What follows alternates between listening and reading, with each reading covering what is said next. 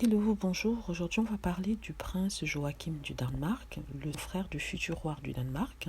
Et un prince Joachim qui est mal aimé de son public, mal aimé du peuple danois, qui a beaucoup critiqué ce dernier, surtout pour son attachement à d'autres pays que le Danemark. Rappelons que le prince du Danemark, Joachim, comme le futur roi du Danemark, sont à moitié français, c'est-à-dire que leur père est français, est un comte français, un aristocrate français qui a épousé la reine du Danemark. Ça avait à l'époque été un problème, mais la reine a tenu tête et a épousé son français. Ce qui se passe maintenant, c'est que des deux enfants, le prince Joachim est celui qui semble s'être attaché le plus à la France. Il a toujours passé beaucoup de temps en France et ça a semblé gêner son peuple qui voit en cela pas une sorte de défection, mais pas un attachement grand au Danemark. Donc certaines personnes, pas tout le monde, se sont demandé quel rôle le prince Joachim a vraiment au Danemark, puisqu'il est que le second il était à l'époque, avant que son frère ne se marie, le second dans le rang vers la succession au trône. Et là maintenant, il n'a pas vraiment beaucoup de rôle, que ce soit public ou privé, il n'a pas de rôle du tout. Donc il est marié à une Française qui s'appelle Marie et on vient d'apprendre qu'ils ont déménagé à Paris afin que le prince puisse assurer un rôle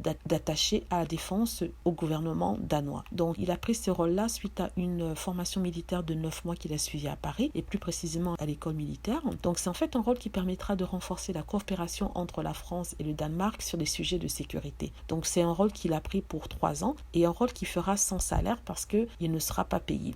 Comment gagnera-t-il son argent? Vous me direz, il gagnera son argent de la couronne royale d'Angleterre. Il recevra une dotation royale annuelle.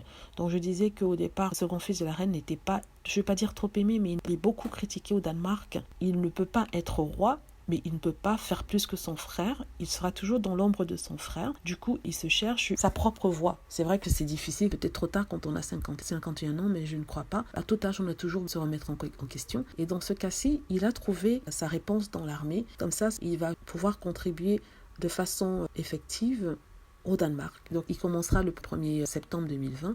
Il vivra avec ses 2 enfants à Paris. C'est une nouvelle qui réjouit sa femme, Marie, qui a vécu dans la capitale française jusqu'à ses 10 ans et ils pourront ainsi partager avec leurs 2 enfants, le prince Henrik et la princesse Athéna, l'amour pour la culture française. Mais comme je disais, ça n'a pas beaucoup plu au peuple danois. Certaines critiques au Danemark qui disent que c'est une lubie, qui disent qu'il n'a pas les qualifications pour pouvoir assumer un tel rôle, que 9 mois de formation militaire ne justifie pas un rôle soi-disant aussi important, sachant que c'est un rôle qui n'existait pas auparavant, qui a été créé que pour lui, d'après certains. Ils disent que c'est un rôle de pacotille.